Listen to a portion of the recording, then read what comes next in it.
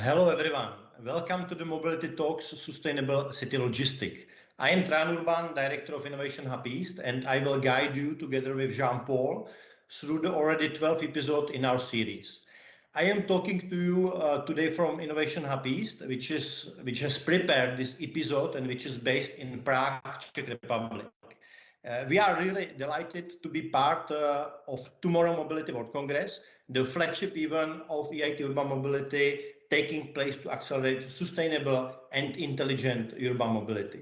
Now, let me dive into the topic of sustainable city logistics. Urban logistics is going through a major shift. The complexity of forthcoming changes will have an impact on all value chain players involved in the process, as overall activities connecting with the deliveries are expected to become more sustainable with minimal carbon footprint. At the same time, there is a growing demand for an immediate and on-time deliveries right after purchase. So, how do we ensure an efficient but sustainable logistical service? I think the desired goal, it's in medium and long-term perspective, it's to set up a mechanism of mutually connected policies and procedures, flexible for adapting for each unique environment that would be beneficial for citizens, consumers, industrial players, and other stakeholders. It's important to understand these changes from different angles.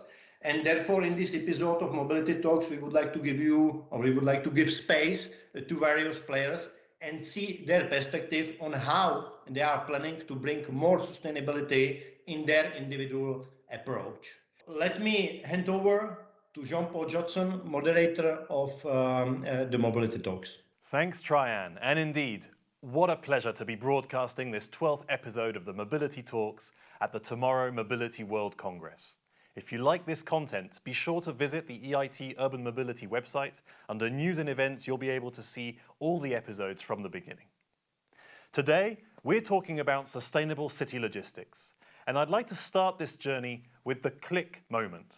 That moment when you've scrolled down different menus and options, made your choice, placed your item in the basket, confirmed and paid. You have made yourself poorer, but hopefully that will be compensated for by the satisfaction of receiving what you have ordered. And yes, the order is confirmed. There goes the order number and a tracking code to follow the life of your package in real time as it transits from one place to another. Everything is seamless and does not require you leaving the comfort of your couch. Until the doorbell rings and the box is delivered. From the click moment to the doorbell moment, the physical internet came into play. What appears as a totally virtual shopping experience, in fact, has a profound material impact on the way our transport networks and urban spaces are used. And this transformation towards online shopping has only accelerated over the last 2 years, when real shops were forced to close. While plastic bags may have represented in their time the symbol of consumerism, that has very much been replaced by the cardboard box today. And when it comes to urban mobility, the symbols of this transformation are very much the double-parked delivery vans and the cycling couriers with their thermal food backpacks. The challenge for the logistics sector is to make the delivery of online purchases as seamless, quick, smooth and easy as the online purchase itself, optimizing processes, storage solutions, and transport networks on a global scale, all the way down to the last mile. The challenge for cities, on the other hand, is to ensure that the rise in urban freight does not result in more congestion, more pollution, more transport-related emissions, and more hardships on urban communities. Surely there is a common goal to reduce congestion so that deliveries and people can arrive on time wherever they go. But how to design sustainable cities that accommodate for this major shift in consumption patterns? What are the key innovations in the logistics sector, and how are cities approaching this challenge from an urban planning perspective? Well, let's hear it from our speakers today. And I am delighted to be joined by Przemysław Zawodny. He is Deputy Director, Chief Research Officer at the Łukasiewicz Research Network, the Institute of Logistics and Warehousing. He is joining us from Poznan in Poland. So Przemysław, welcome to the show. Hello. And by Joseph Petras. He is project manager at Go4 and in the daughter company Svihaj Suhaj. And he is joining us from Bratislava in Slovakia. So Joseph, welcome to you and thanks for joining us. Hello, thank you for the invitation. Thanks to both of you. So in the Mobility Talks, we have a tradition, and that is to introduce our speakers with an image. So I would like to show the first image, and this image really represents, the IT at the center of it all, the RFID that controls and manages all the flows, all the processes. So Przemysław, does this image effectively and accurately represent and characterize the logistics sector today? Yes, it is. The RFID technology is really fast going to the logistics business. It's used to identification of parcels and bigger transportation units. And also right now our institute is running a research project, how to use this technology in Polish Post. So this technology is bringing to all of the chain logistics stages. So in the shops, in the moving of the goods, in the warehousing and so on. Also there are some troubles of safety policy, but I think RFID is the future. And maybe we are not saying goodbye to the barcodes, but I think RFID is more and more replacing the barcodes in the logistics. So definitely the future, an IT future for logistics. And I would like then to show the other image. This is an image, more a historical perspective, let's say, where we see, in fact, a cargo bike from the 1920s, I believe. Joseph, this one is for you. What do you think happened? Why did the cargo bike somehow disappear, and why do you think suddenly it is reappearing? Yeah, probably it was more cheaper, more convenient to sit in the car. You don't have to worry about the weather, if it's raining or if it's snowing. But now the cargo bikes are getting back, especially in towns when the traffic is a problem. And the big good news is that they can save a lot of emission. They can save emission pollution like noise and stuff like that. So the future is open for cargo bikes, but what we need is also innovative technologies, as it was shown on the previous picture, because the logistic needs to be smart, so it will be also more effective. And also we need to calculate with such a solution in urban logistic when the towns and new streets are planned and buildings, we need to consider all this into the final solution, so it will become as seamless as possible. Yeah, we sometimes see these new things appearing on our street without realizing that actually they were there. Just somehow in between, we started using other types of vehicles. Yes, to give a perspective for those who don't have who didn't experience such a cargo bike, the regular cargo bikes with two wheels, one in the front and one in the back, can carry up to almost 200 kilos, usually 180. And the tricycle cargo bikes, they can handle 250 kilos of the load. So yeah, they can take care of a lot of deliveries. Okay, and I'd like to stay a little bit on this topic around the vehicles, because when we talk about sustainable city logistics, I'd like to imagine, if I was a mayor or if you were a mayor, maybe this one to Przemysław first, how would you imagine a sustainable fleet for your city in terms of logistics? Looking at the different vehicles that exist, do you think there is a mix that is eminently sustainable in terms of the share of vehicles versus motorized vehicles versus non-motorized vehicles, for instance? I'd like to get a general overview of that. Yeah, so looking on the present situation, most of the vehicles, especially in the Polish cities, they are using some petrol to move it. there are lack of electricity vehicles. So I think I want to have more electricity and zero emission vehicles in the city. And also there's such system that we have differentiated the vehicles. The vehicles, they are moving the people, and vehicles, they are moving the goods. And I think that we could bring idea that we have the vehicles, they are moving the goods and people also. So why don't use the, for example, existing systems to move also the goods? We have such situation in different cities in Europe. They are using trams, for example, to remove trash from the city. So maybe there is also idea to use it to other ways to move the parcel inside the city. And also the increasing demand of the cargo bikes and also the active mobility is what if I would be a mayor, is what I have in my city. So also the cargo bikes are using a special roads because they are designed to use these special bike roads. So the traffic is decreasing, not increasing. So one thing still I don't have in my mind how to make this good percentage of the cargo bikes, electric mobility and public transport to decrease the traffic jams and increase the speed delivery, also the speed of the delivery, because this is demand of the people. But I think we should consider to use more zero emission traffic in the city and use existing routes, existing cars, existing trams in a different way. We should look on this from the different point of perspective. This is my point of view. I like the idea of optimizing passenger transport to incorporate some logistics and some delivery.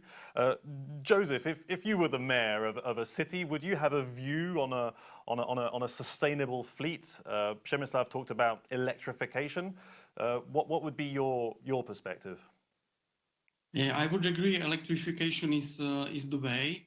But to follow up on your last example, we are working already on the project in Bratislava, where we are planning to use public transportation in means of the moving depot.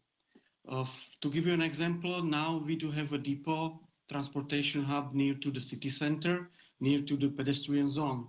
So the packages we do deliver they do travel by electric van or the regular van into this depot. And over there, according to the time of the delivery or size of the package, the last mile delivery is done by the cargo bikes. I forgot to mention that also most of the cargo bikes is using electric motors. So you don't have to be like Arnold Schwarzenegger or Peter Sagan in order to drive one. With the help of the electric motor is something everybody can do actually. And yes, getting back to the idea to include something like this as a part of public transport. In the case I was trying to explain, we do have a depot close to the city center, close to the pedestrian zone, and we are already communicating with the Bratislava about the solution when some part of the public transport will become a moving depot. So, for example, the part of the town which is not close to the center or not close to the regular depot will be solved by this moving one. And this moving depot will become part of the tram or other mean of the public transport. So I would agree that as a mayor, the solution is to become electrical and become intermodal. So it means we need to take in consideration all the ways how we can move from the walking through bicycle, cargo bike, public transportation, and also by electric vehicles. Interesting, and I would like to just challenge you a little bit more, because the two of you have not mentioned, for instance, elements around autonomous vehicles, robot-style delivery machines, and then you also have potentially the urban air mobility. We had an episode of the Mobility Talks previously where we discussed partly, the role of drones maybe in logistics in the airfield. Do you see that as a realistic alternative to some of the existing models on the ground, let's say? Przemysław. I think autonomous is possible, yes. We can use this in this environment, but we must test how they are communicating with environmental things. So this we can bring, but this doesn't solve our present troubles. So I think this is not solution for all things. The drones, okay, but if you take the number of the parcels we are already delivering every day, if you imagine that every parcel is moving by drone, so the army of drones above our heads are traveling. So I think now it's risky and tricky to do it. So I think it's not the solution. So maybe autonomous, okay, the drones, in maybe some special solution, fast delivery, maybe some medicines to the hospitals, so on, but not for common use. Joseph, do you have a view on that, autonomous vehicles and the air vehicles? Sure, actually it's not like a movie about some future. It's happening now. Partially autonomous is part of the planning for the logistic already. So without smart technologies, which are using autonomous planning for routing and stuff like that, we will be lost already. But there are also pilots in all across the globe where autonomous vehicles are already browsing the streets and they are collecting data, and these pilots are used for policymakers for future planning, how to make it more efficient from the economical point of view, but also from the ecological point of view. So yes, and I would agree also that we need to more focus on present time, and now we need to, actually try to use what we have already in our hands. So yes, the autonomous deliveries are maybe part of the future. I'm sure they will not solve all the deliveries. And drones, I would agree. By myself, I do have a pilot license, so I cannot imagine how crowded the sky in our city will become, and I think it will not be safe. And this kind of delivery can be very fast, very efficient, and I think it will be more focusing as a solution for emergency services. For medicine delivery is already used in some parts of Africa. So yes. Something a more marginal alternative for very limited uses, let's say. And where do you see the industry then investing? Because we've talked about it more in terms of a policymaker trying to establish some sort of sustainable fleet. But where are the operators investing? What kind of vehicles and systems are they investing in to prepare the logistics of the future? Przemysław first. For example, looking on the Polish market, I see that logistic operators are changing fleet to the electric vans, so there are some plans to do this. But also some of them, they are building the micro hubs with cargo bikes. So this is not even the big logistic companies, they are planning in the city center, deliver the parcels by the cargo bikes. And this is, I think, the most wanted solution right now. There's a trouble because of the good place to build the micro hub, but I think the companies really consider to use this solution in the normal practice. And this is, I think, the real state of present situation in Poland. Okay. And in Slovakia, where do you see the investments going from the operators' side? Yeah, it's very similar as it was described by Przemysl. For example, to find a good place for microhub in Bratislava, it took us almost 2 years. So it's not easy to find a good and sustainable location for such a solution. And but we can say this solution is workable and is also efficient, economically speaking.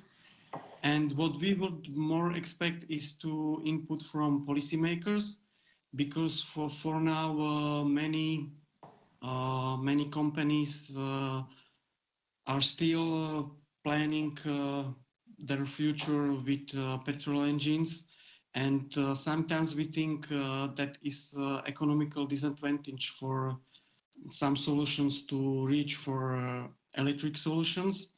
And we expect to find a fair way how to manage this economical part of this different point of view, electrical or petrol engines, because they do produce emissions. Because of the emissions, we do have a situation with weather. We do have the situation with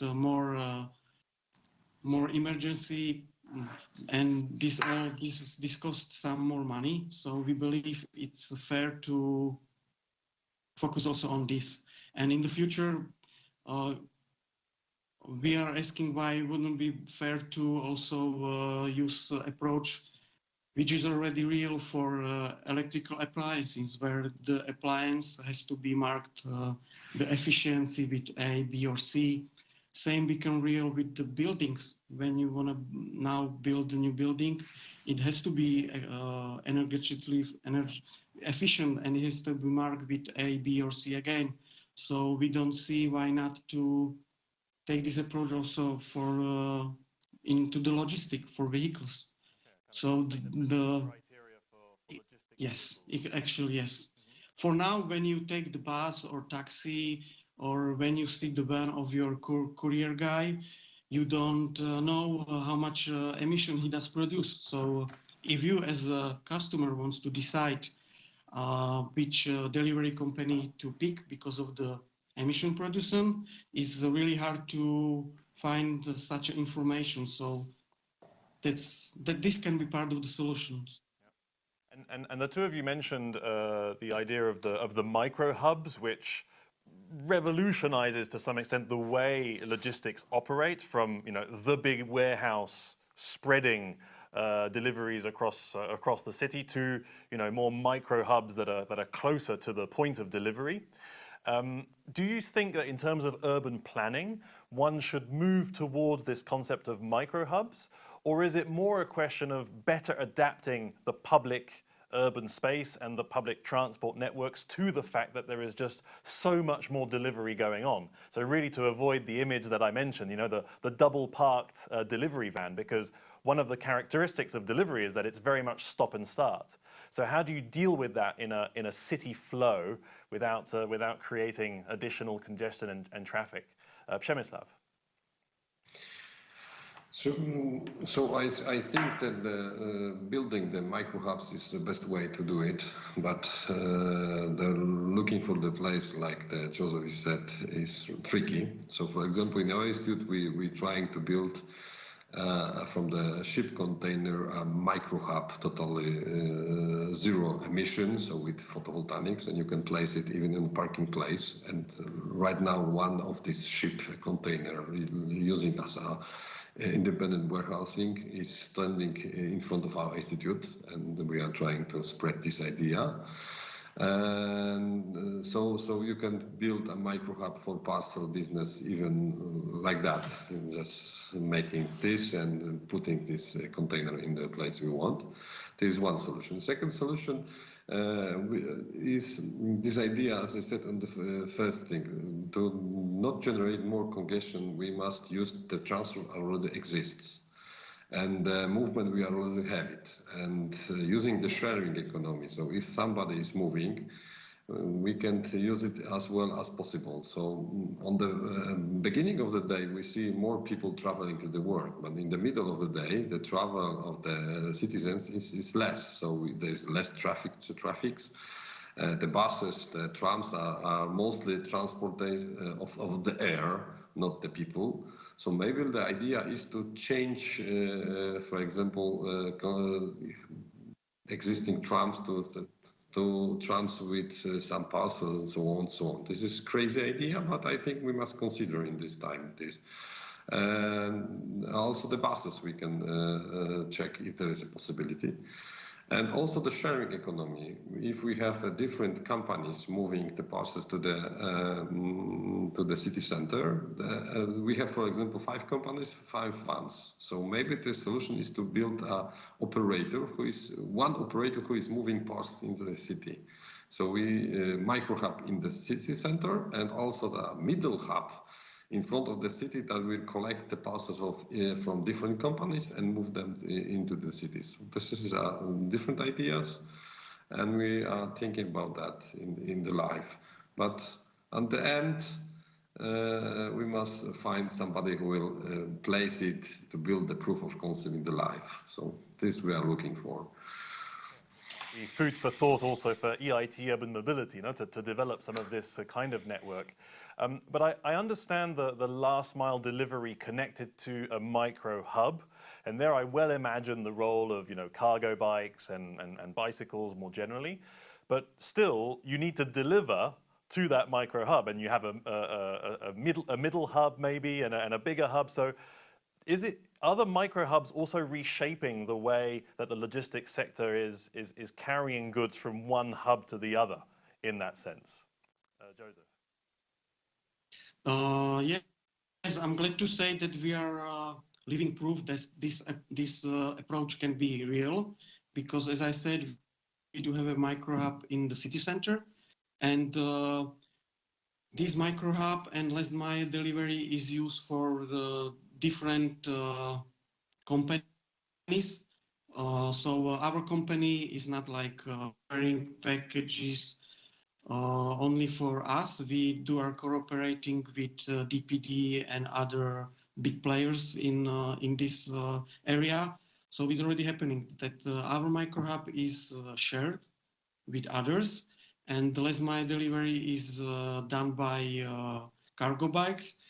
Some of our cargo bikes are marked with these big names because we renting them these bikes, but we are supporting and providing everything needed for it, from the bike, from the guy who is driving the bike, and the whole system. So this is doable, and it's happening right now. And actually, and if we are focusing on the pedestrian zones, especially, the big courier vans, they're in many times counting on exceptions, and these exceptions to ride into the pedestrian zone, for example, in Bratislava, are only for the certain time in the early morning. So this makes deliveries more complicated. And when we use the micro hub, there are no cars in the pedestrian zone, and there is no problem how to time these deliveries. So they will be convenient for customers, because cargo bikes, they are allowed to move safely in the pedestrian zone the whole day long. And I'd like to come back a little bit on the idea of optimizing passenger transport, which to me sounds also like optimizing in general the urban space. And I wonder, do you think that this is a question of policy and partnership?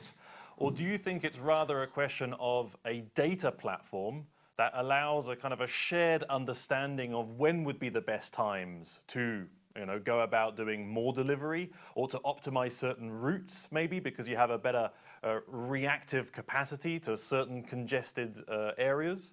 Do you think it's a data problem, or do you think it's a policy and planning problem? Przemysław. I think it's both. This is because could you imagine the big city, 500,000? This is Poznan, and when you're traveling by tram and you are close to the train station, you don't know from which platform which train is starting, because there's no information and there's no IT connection, for example, to check it on your mobile. And I think many of cities don't have this. So this is what we have. The data transfer from different companies and different source of transport, they are not connected. And so you don't have this information. So this is trouble right now, that the data connection. And second is a policy, city policy. As in Poland, we can see that we are the locker land. So, for example, we have a lot of lockers, but each company have own locker. And so to each locker is traveling a special van, and so it generates a special movement. So maybe we should talk about the policy that, for example, in each city is one locker operator who is delivering the service to each logistics companies. And for example, maybe the city is this operator, maybe the city is finding the best place to put the lockers in the middle of the city. Maybe this is a solution, but I think that both of them should be considered. The information, the new technology, we should connect this technology and with new solution, and also the policy, how and find the right way could solve our troubles, could solve our problems. And I could see Joseph was nodding as well as you were saying. It's both, you know. Do you confirm, Joseph? Would you like to add anything to that? Absolutely, I do agree. It's up to the policymakers, speaking of public transportation, to push on the policies. So using the public transportation will be cheaper and faster as a 20-year-old car or 20-year-old taxi with a lot of emission produced during the move. And speaking of delivery of the goods, yes, it's it's about the public interest, and we need to ask, is in the best public interest to have 5 different companies and 5 different logs, or it's more in public interest to build lockers, for example, by the city, and share them with these companies. And there are also solutions on the way. Actually, in Bratislava, we are part of the team where we are developing application, and it's a part of the Urbani project. And before it, we were also part of the team in East E project. There we were able to implement data about public transportation in one of the taxi application based in Bratislava. So if you are planning your travel, you are able to find in one application actual information about taxi availability, about public transportation, about shared bicycles, and it was up to you to pick the most convenient route for you. But now in Urbani, we are trying to reach even further. So we are preparing a solution which will also calculate footprint, carbon print. For a regular citizen, this application will give you the data about public transportation, taxis, and shared bicycles, and it will provide you with calculation which road is with more option, and you can pick up to the price of the road, or timing, or carbon print. So, and this application should be in real life next year. So. And there is a lot of potential in this kind of technology to allow people to make better choices, and I imagine that will impact also the way logistics operators will be making. Yes, it can become a good example. First, it will solve the transportation for public, maybe not solve, but make it more sustainable. Became a living proof for logistics of the goods in the future. Yeah. And you mentioned this idea that logistics, in a way, is also a public good, in the sense that it is in the public space and it's operating in the public space. But I wonder, Przemysław, do you feel that cities are equipped to make the kind of decisions that they need to make when it comes to improving the way logistics are running in their cities? I mean, I would have the idea that they would tend to focus mostly on passenger transport. That's where they would see their legitimate role, let's say, in terms of public policy. Do you share that assessment? And can you think of a few cities in Europe or elsewhere that have really made a strong policy in favor of improved logistics? I think it's true that more mayors, more city municipals are thinking about moving on the people, and that the policy of the city is to make the life better to the citizens. This is like that. So, for example, we have buses that are traveling with 1 person, 3 person, because there's the need to make a bus station in this area, for example, because this is the policy of the city. And they are not thinking about the goods and the parcels and the freight transports. But some of the cities are starting to think about that. In Poland, for example, we have 2 projects. One is also funded from AIT. And we build the IoT managed freight places when the vans could go to inside the city and park there. For example, and in the application, you can reserve this place. It works and gives possibility to reserve the place to the van in the city center and stop there, switch off the engine, and then you are traveling with the goods, for example, to the shops. But, for example, from the education point of view, the people, the citizens, they are taking this place to park the car there.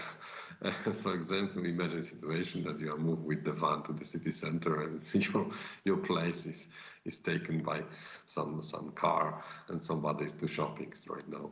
So the mayors are thinking, but still the most wanted is the moving of the people.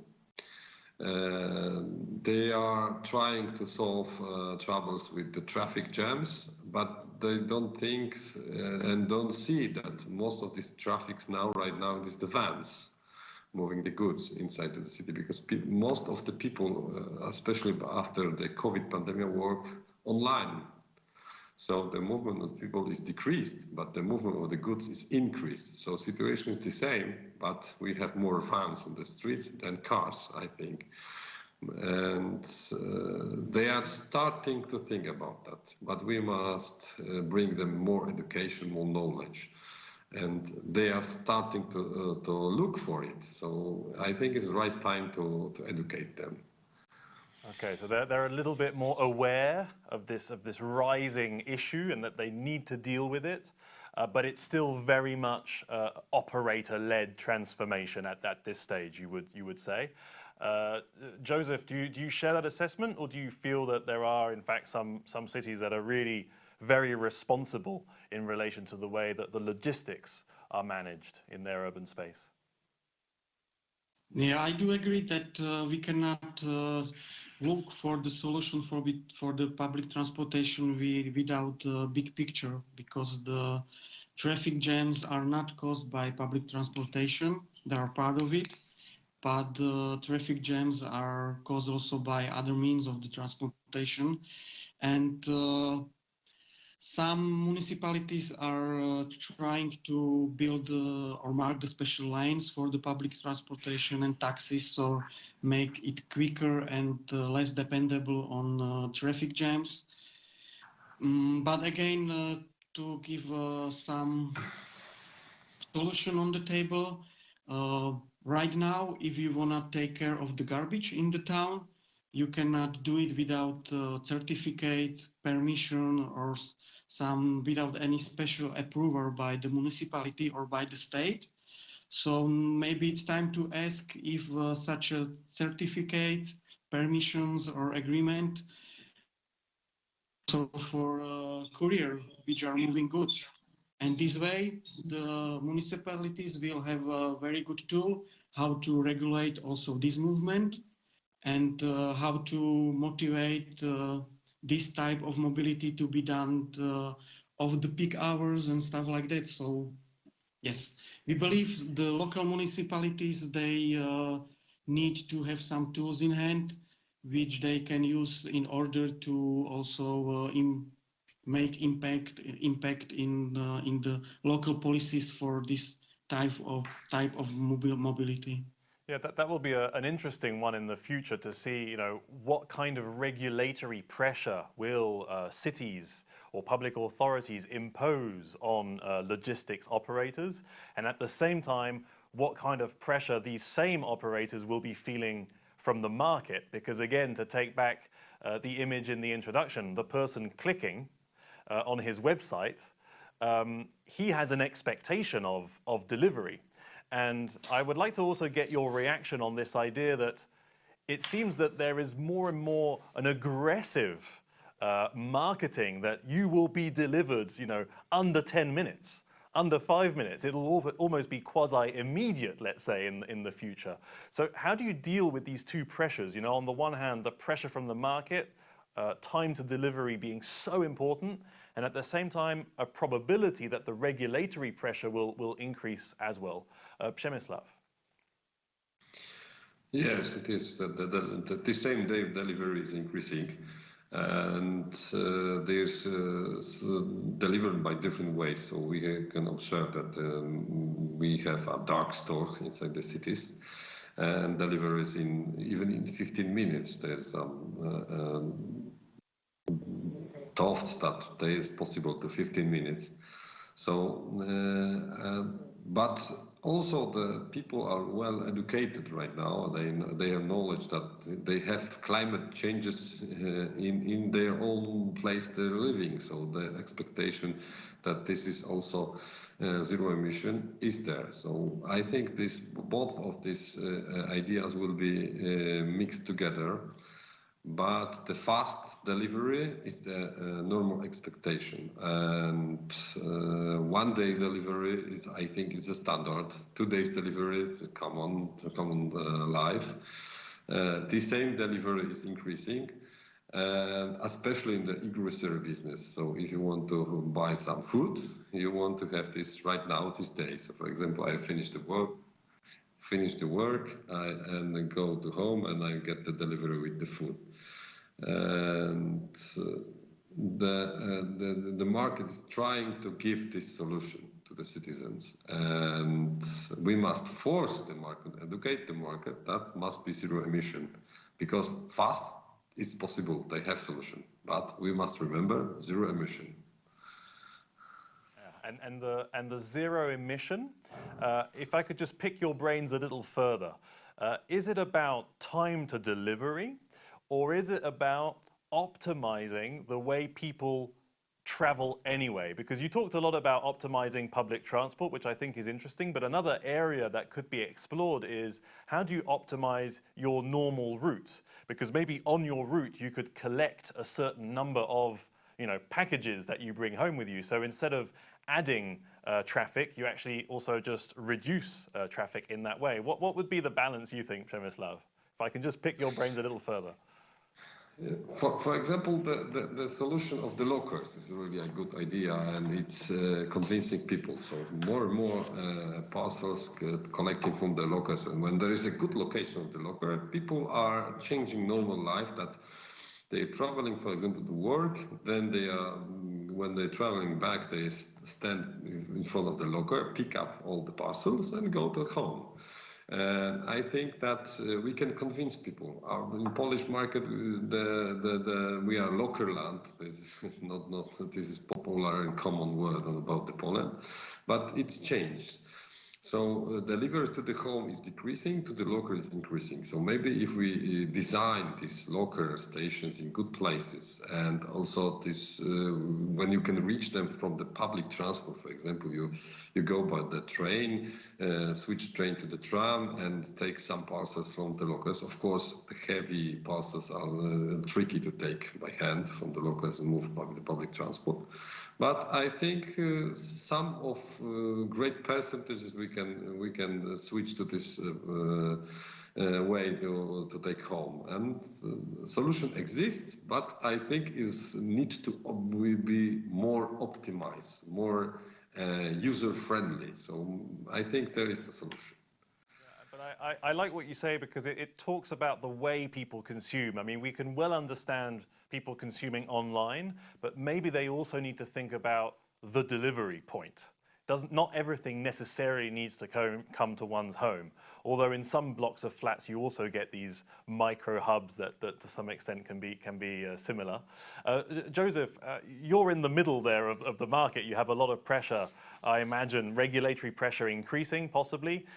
How do you feel that pressure from the market on time to delivery? Is that increasing to the point where you almost have to be at the doorbell the moment the person clicked confirm? Sure, yes. Many will be happy that, like, few minutes after the final click in the basket, they will hear a doorbell and the goods will be there. I will agree with what was previously said. It's a combination of education and impact, because it's fair to ask how big is the impact of such a service. Is it more sustainable to have it next day in the morning or in 15 minutes if we are not talking about food? It's fair to ask how much emission it will produce and educate customers so they will prefer more emission-friendly solutions. The lockers are increasing also in Slovakia, so the solutions are on the table, and the public needs to be educated and needs to take in consideration not only the price and the timing, but also the impact for the environment. And it's fair to ask if such impact should not be included in pricing, for example. So you want to have it faster and with bigger environmental impact, so you have to pay more maybe. Yeah. And in terms of the quality of what's delivered, are there any issues between the kind of vehicles that are used and the fact of delivering the final product as it should be? I just wonder, in terms of quality for the end consumer, do you find any issues that logistics can have an impact on the actual delivered product, Joseph? I believe not. To give you the data, our company was based in 2005 as a regular delivery company with petrol engines, and we started using cargo bikes in 2012. And today, on average, we do deliver 1,000 parcels per day, and 47% is done by bicycles. So yeah, it's doable, and we are waiting for the day when we will cross the 50% line. And many customers, they are really happy. You do see smiles on their faces when they see that their delivery was done by the bicycle. And some companies, they're, as a part of social responsibility, they are also asking for data about mileage, about emission saved, and they're implementing this impact of preferring cargo bicycle in their own internal policies. So it's up to the customer. Many of them are happy, and I'm trying to remember when actually somebody was complaining about delivery done by bicycle, and I don't remember any. Okay, because I was wondering whether vehicles can have an impact there in terms of the storage capacity or the types of refrigeration maybe that could exist. Przemysław, are you aware of any quality impacts on the final product being delivered, whether you're choosing one type of vehicle or another? I think that right now we have technology to solve them in any kind of transportation. So even the bikes have the electricity. And so this is not the issue. I think we can find solution. Of course, the speed depends. So, for example, I think in the city sometimes the bike is more faster than the van. So this is tricky, but it's possible. But when you move the parcel from the city and move between two cities and logistic centers, that there is a speed, and we have lorries and trucks and trains, and there is a place when we can find better and more and less emission way, and this solution can be not so good as right now from the logistic point of view, because when you have lorry, we just pack the lorry in front one of the logistic center, move by road to the second logistic center. If for example you choose the train, you must move the parcels to the special train station, move this train station, and you add additional point of contact. So, but I think that logistic business have solution to each of this trouble, each problem, and so I think that right now we are such developed situation that there is only to good choice in right place. This is like that, because in some cities the cargo bike is the best way to deliver. In other cities maybe it's not the best, but we must find a good solution. Yeah, it's necessarily multimodal in the end, from the bulk items all the way down to the smaller ones. We're getting to the end of our session here, so I would like to ask a final question to the two of you. What should be, according to you, the key driver for the development of future urban logistics? Do you think we should be thinking about reducing the delivery time for the end customer, or ensuring that all delivery options meet certain established sustainability criteria? Joseph.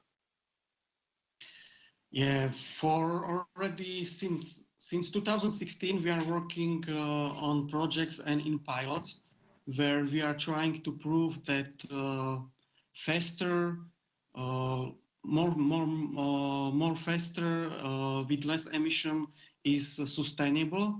And after 4 years of collecting data, we can say that this is doable, that logistics can be faster, can be emission-free, and can be cheaper. So we think it's doable today, but we need more support from policymakers, and also the demand from customers should focus also on carbon print, because these days you can pick from a delivery company 4 or 5 which can deliver within, we can offer you same-day delivery. That's not the problem. But if you are trying to find out which of them is making less carbon print, it's almost impossible to find that out. So if the delivery companies will not voluntarily start sharing such information, the question can be if some regulations can not force them to do so. So you can consider price, speed, and carbon print and environmental print at the same time. Okay, so all in one would be your answer to that one. Thank you so much, Joseph, for having shared all your insights in this session. Really appreciate it. And to Przemysław then, the same question. What would be the key driver for you? I think that with the speed we are winning, so we are always find the fastest way to deliver the parcel. But from the future, we must put more attention to this less emission way of transportation, parcel, people. So this zero emission, near zero emission, and so on, we must focus on that. And because when you observe the market, the e-commerce is growing. The e-grocery is growing, so the demand of the parcel delivery will be increasing. So if we focus on the speed, we forgot about this optimization of the emission of this carbon footprint and so on, so on. So I think taking the future of the market, the e-commerce increasing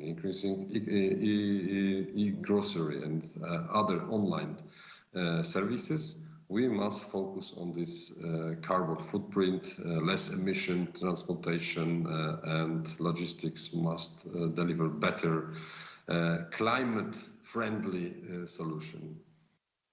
Yeah, the focus is so much always on that time to delivery that you would say that it would be good to put a little bit more attention on the Yes. climate neutral solution. So thank you very much, Przemysław, for having shared your insights in this session. Really appreciate it. Thanks for having been with us.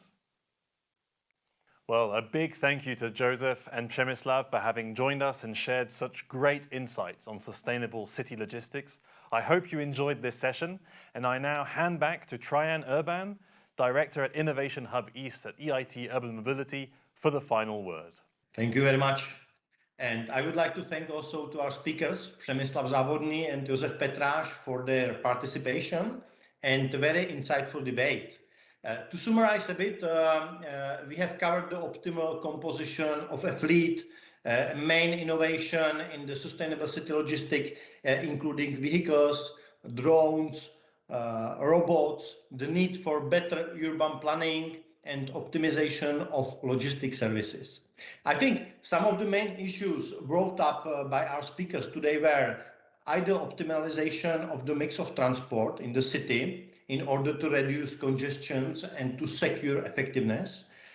Also ensuring sustainability and reducing the carbon footprint while dealing with quasi-immediate deliveries. Also coordinating public policies on the city level to reach the goal of sustainable city logistics. And I think it's quite clear that there is a general need to meet certain established criteria or sustainability criteria as mentioned by our speakers, and to try to tackle these challenges. At the same time, we need to balance the need for the economic viability, the social equity, health and environmental quality. The sustainable city logistics is one of the challenge area that we focus on in EIT Urban Mobility and of course in Innovation Hub East by supporting innovation projects and startups in this field. We aim to improve the quality of life for residents of these urban areas while taking into consideration the environmental impact. We are looking, of course, to improve whole urban services, make better use of urban spaces and existing transport infrastructure. Also support innovations through future vehicle design, behavioral and technological innovations. We do that by cooperating with cities, businesses, research centers and universities. By supporting innovation, we try to address the latest trends happening in the city logistics. As was mentioned by our speakers, the latest trends are including, for example, the boosting e-commerce during pandemic. More and more people are buying their goods online, which puts pressure on delivery services. Also, I would like to mention on-demand consumerism. Businesses are trying to satisfy the consumers' demand immediately, so they are looking for the solutions. And these trends generally were especially highlighted during the pandemic months when people had to stay at homes, and it's likely the trend that will be continued. And that's why it's necessary to focus on sustainable solutions. Some of the sustainable solutions mentioned here in this mobility talks, it's for example, electricization of delivery fleets, optimization of the last mile delivery by replacing the big delivery vans with cargo bikes. It can be a big help to, or when trying to reduce the traffic congestions, and it's also save time and money for companies, so it's very efficient.